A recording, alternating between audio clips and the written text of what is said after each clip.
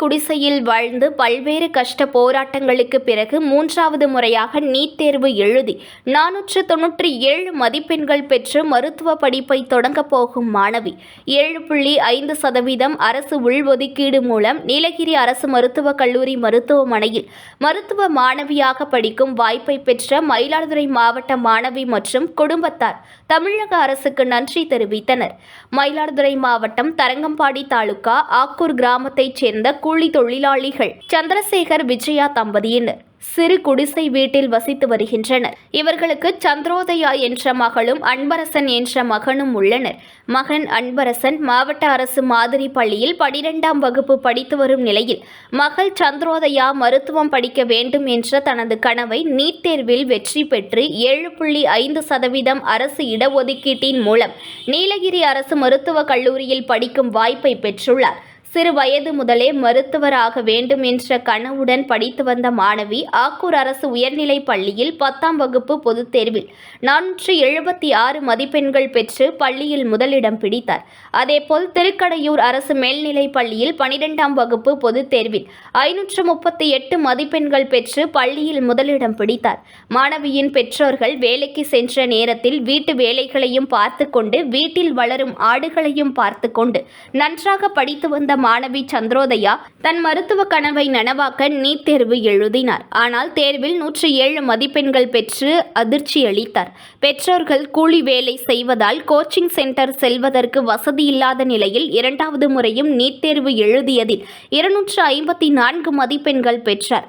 மற்றவர்கள் ஏளனம் செய்யும் நிலைக்கு தள்ளப்பட்ட மாணவி பிறகு பெற்றோர்கள் கொடுத்த ஊக்கத்தால் விடாமுயற்சியாக படித்து 3வது முறையாக நீட் தேர்வு எழுதி 497 மதிப்பெண்கள் எடுத்து 7.5% அரசு உள்ஒதுக்கீட்டில் நீலகிரி அரசு மருத்துவக் கல்லூரியில் மருத்துவ படிப்பில் சேர்ந்து பெற்றோருக்கு பெருமை தேடி தந்துள்ளார். விடாமுயற்சி தன்னம்பிக்கையால் படித்து வெற்றி அடைந்திருப்பதாகவும் தன்னை போல் ஏழை எளிய மாணவர்கள் பயன்பெறும் வகையில் அரசு இடஒதுக்கீட்டை 10% உயர்த்தி வழங்க வேண்டும் என்று கோரிக்கை விடுத்துள்ள மாணவி சந்திரோதயா இருதய நோய் நிபுணராகி ஏழை எளிய மக்களுக்கு மருத்துவ சேவை செய்ய வேண்டும் என்பதே தனது லட்சியம் என்றும் இதற்கு வழிவகை செய்து கொடுத்த தமிழக அரசுக்கு மாணவி நன்றி தெரிவித்தார்.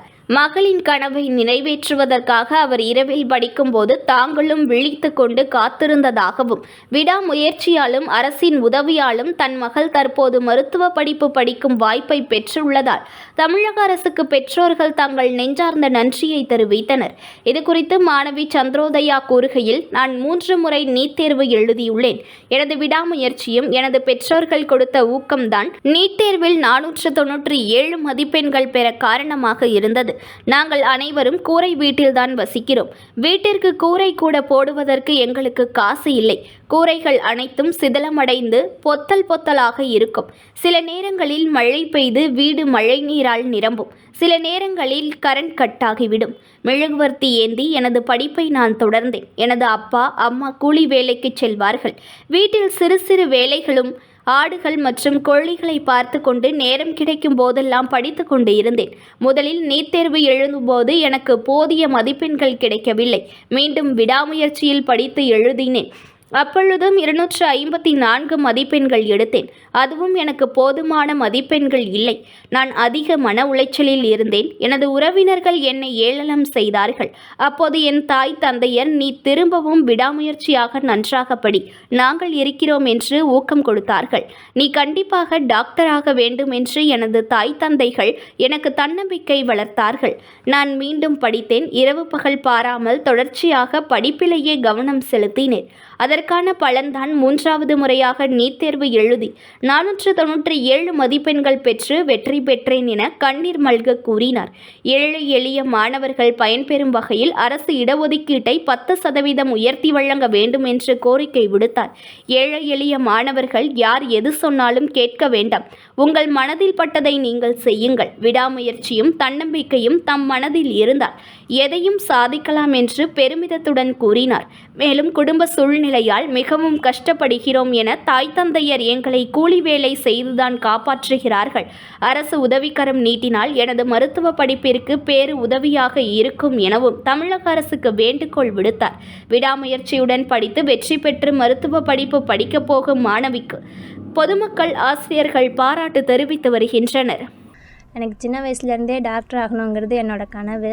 அதுபடி நான் 10th நல்லா படித்து ஸ்கூல் ஃபஸ்ட்டு வாங்கினேன். அதுக்கப்புறமா 12th திருக்கடையூர் கவர்மெண்ட் ஸ்கூலில் படித்து அங்கேயும் ஸ்கூல் ஃபஸ்ட் வாங்கினேன். அது முடித்த உடனேயே நான் ஃபஸ்ட் டைம் நீட் அட்டென்ட் பண்ணும்போது ரொம்ப பயமாக இருந்தது. ஆனால் நல்லா தான் படித்து எழுதினேன். மார்க் ரொம்ப கம்மியாக தான் வந்துச்சு. அதுக்கப்புறம் இன்னொரு வருஷம் நான் படித்து எழுதினேன். செகண்ட் டைம் எழுதும்போதும் மார்க்கு நான் எதிர்பார்த்த அளவுக்கு வரல, கம்மியாக தான் இருந்துச்சு.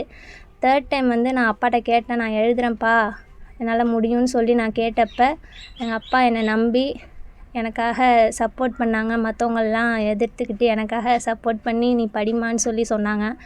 நான் இந்த தாட்டி நல்லா படித்து 497 மார்க் வாங்கி கவர்மெண்ட் சீட் கிடச்சிருக்கு எனக்கு நீலகிரி கவர்மெண்ட் மெடிக்கல் காலேஜில்.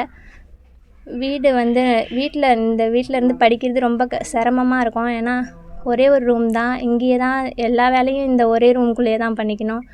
நைட்டில் கரண்ட்லாம் அடிக்கடி போயிடுச்சுன்னா மெழுகுவர்த்தி வச்சுக்கிட்டு மண்ணெண்ணெய் விளக்கு வச்சுட்டு படிக்கிறதுக்கு ரொம்ப சிரமமாக இருக்கும். நைட்டு 2-2:30 மணி வரையும்லாம் படிச்சிருக்கேன். அப்போல்லாம் ரொம்ப கஷ்டப்பட்டு படிப்பேன். காலையில் 4 மணிக்கு எழுந்துச்சி படிப்பேன். ரொம்ப சிரமப்பட்டு படித்து இப்போ எனக்கு கவர்மெண்ட் சீட் கிடச்சிருக்கு. நான் இப்போது போய் படித்து முடிச்சுட்டு மேற்படிப்பு நான் இதயத்துக்காக படிக்கணும்னு ஆசைப்பட்றேன். கார்டியாலஜிஸ்ட் ஆகி மக்களுக்காக சிறந்த சேவையை நான் கொடுக்கணும். நியூஸ் ஒன் தமிழை லைக் பண்ணுங்க, கமெண்ட் பண்ணுங்க, ஷேர் பண்ணுங்க, மறக்காம சப்ஸ்கிரைப் பண்ணுங்க.